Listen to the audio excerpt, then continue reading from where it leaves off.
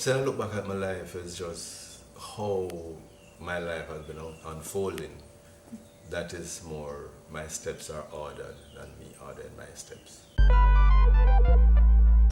In the 70s, believe it or not, um, Rastafari was a thing, so I wanted to become a dread. Oh, So everything back then was Rastafari and a red, green, and gold belt, and a lot of what happened in schools now. Used to happen in school then. It was just different. Because I remember my belt, one side of my belt was down here, going to school. Well, by the time you reach school, you have to fix up yourself because you can't go in school like that. But yeah, it was the Rasta thing until my mother got it out of me. A little strict hand on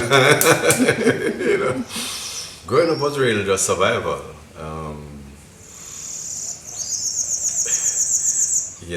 It's hard to say I didn't realize that I was poor, and maybe because I never had the rich people around me. So I don't know. So like this is the situation, so this is just a situation. So there was nothing to compare it with. I never had a television, so things from the outside would be coming in because I don't have a TV. So I failed common entrance at Solofield, and I went on to the grade 9 achievement test, and that is, I was successful in that. So when I went to Calabar in third form, not in first form. So when I went to work at Broadway, Gleaner and Quilty. So I saw the job advertised as an accountant clerk, and I applied for it. Got the interview, got called for the interview. And if my interview was, say, 10 o'clock, I got there 9:30. And while waiting, they had a person before me, and the supervisor, what turned out to be the supervisor, she came out and said, "You're here for an interview?" I said, "Yes." And she said, well, the first person we interviewed, we decided to give him the job, so we're not interviewing anybody else. So I said to her, "Boy, I can't go home." So what do you mean I can't go home? I said, "I can't go back home without a work."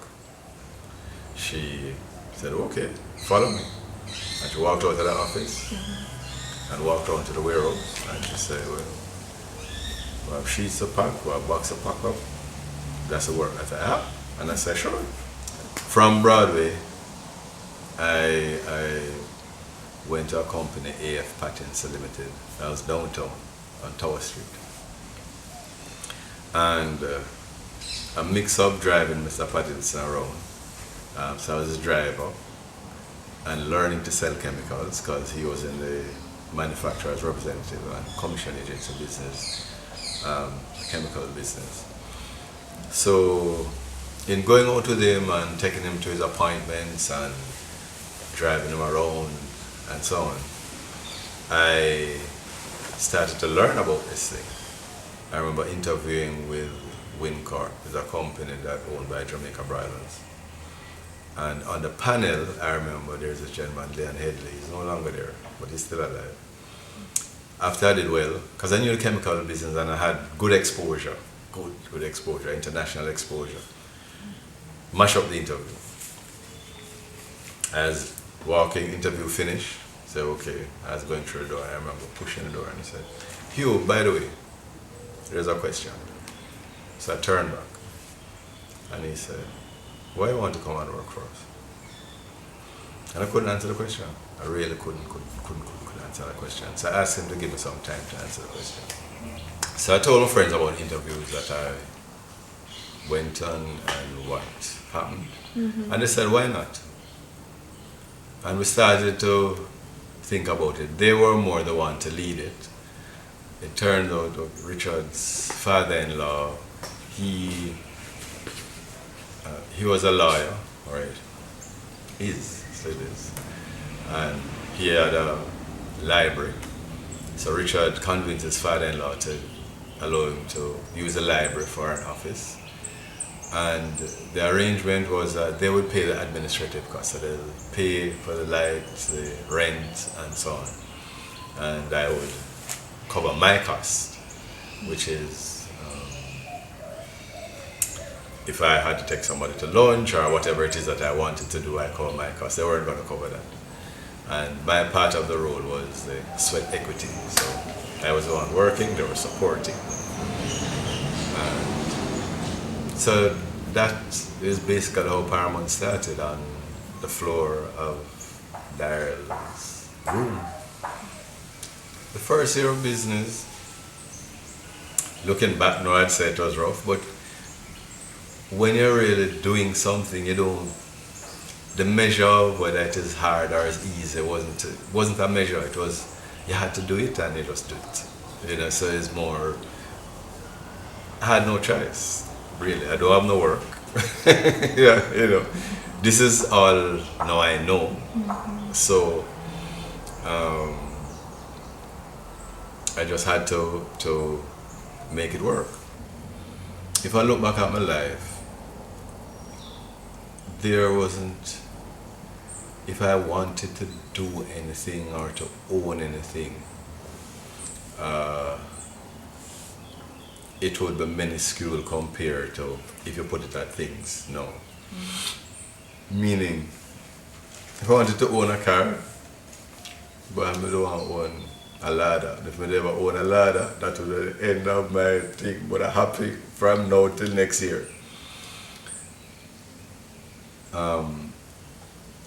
So for me, what is in the way for you to get is your way and it's yours, and nobody can get it. So if being a prime minister or being a vice president or being a whatever is in my way, I believe it will be mine. So I own a Lamborghini. I never had it in my mind to own a Lamborghini. It's a friend of mine, Go to the place. I didn't even know. Send a picture and say, say this car, you have a name written all over it. I'm just sure, buy it for me. And then say, alright. Next thing I know, from WhatsApp, and pay down $5,000 on a vehicle. I say, you must know how you're going to pay your feet. And I say, you have to buy this car. You have to buy it. So it's not something that I had in mind and I wanted and it's my desire and whatever it is. So I look back at my life, it's just how my life has been unfolding. That is more, my steps are ordered than me ordering my steps. Speaking about the Lamborghini, how many cars do you have here? No? I don't know, it's bad. These are all you have? How many do you have?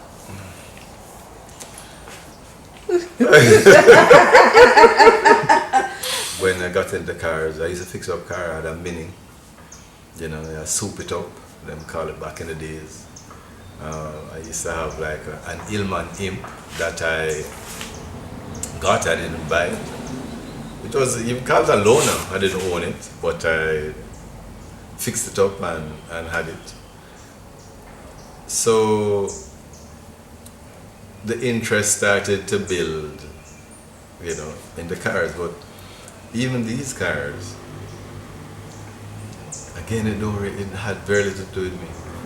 My mother is a real simple woman. Bobby would say she's a real Jamaican woman. Very simple, and you probably say I walk out here, very simple. She's not into whatever, she's still outside of COVID, but she still walk with the church and take bus. And at one point I was heavily criticized that some of the weeks that my mother walking. But she liked to walk. That's what she knows. She actually walked from St. Mary to Constant Spring. That's how she got to town. So it's in her blood. I did she always a little bit like this. So I just know from her older age she go in church, she can't take so much of that acting so she wants, the driver to church and pick her up. But she walk out, she like her walking. But she's a very simple woman, and in terms of me, I think she understands that whatever is in the way of me, I'll get it.